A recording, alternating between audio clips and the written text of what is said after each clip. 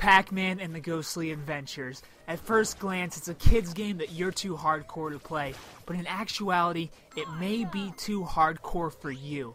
If you're expecting a walk in the park with this one, you'll be pleasantly surprised at the challenge it brings. There are actually levels with no checkpoints, bringing flashbacks to the hot dog challenges in Sonic Unleashed. Kind of.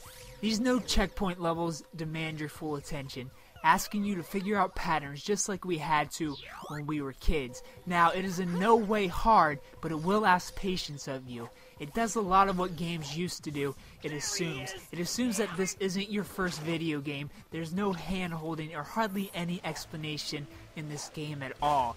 It leaves it up to you, the player, to figure out its world and what you can and can't do, and that is refreshing. To know that there are developers still out there willing to make an E-rated game something more than just a trophy gathering.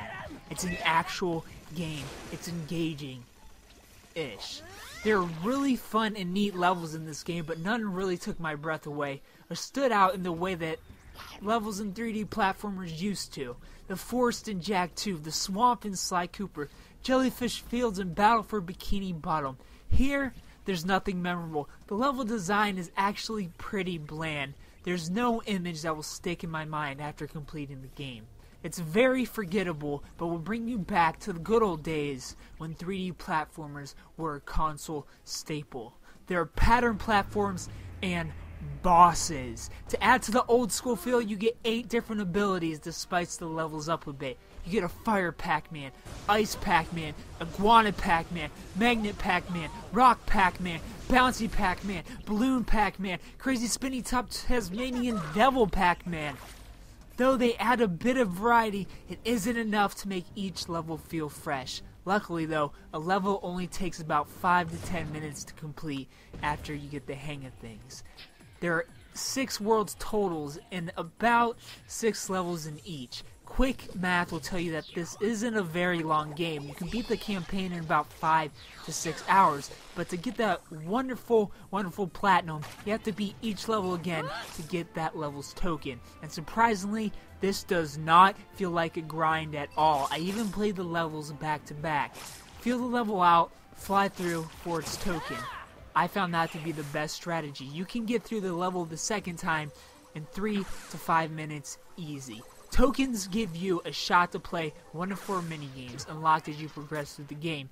I don't want to spoil them too much, so I'm only showing this one plus the Platinum Pop. And these minigames are a highlight of the game. They're some of the best minigames I've seen in a game in a long time. I would also like to add that I did experience a near game-breaking glitch.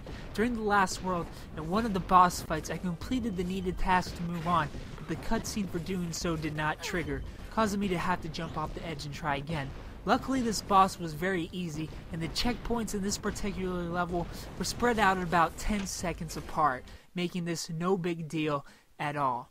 A lot of people will complain and say this game is stuck in the past, and I give it 2 thumbs up for being stuck in the past. It brings back that refreshing, old school feel that I've missed so much. But after completing the story, there's more fun to be had. This game has a multiplayer mode that lets you play with up to 3 other people. 4 people total. You play as the ghost. You're on the other side. Your objective is to rack up as much points as you can by eating food and catching Pac-Man. All couch co-op, no online play, which is very understandable for an under-the-radar game like this. Overall, this is a great game. It's fun in short bursts. It brings the mild challenge 3D platformers used to bring, and for what it is, a TV show plug-in, it's worth your time. If you missed the 3D platformers of yesteryear, are a fan of the show, or just want an easy and enjoyable platinum, pick up this game.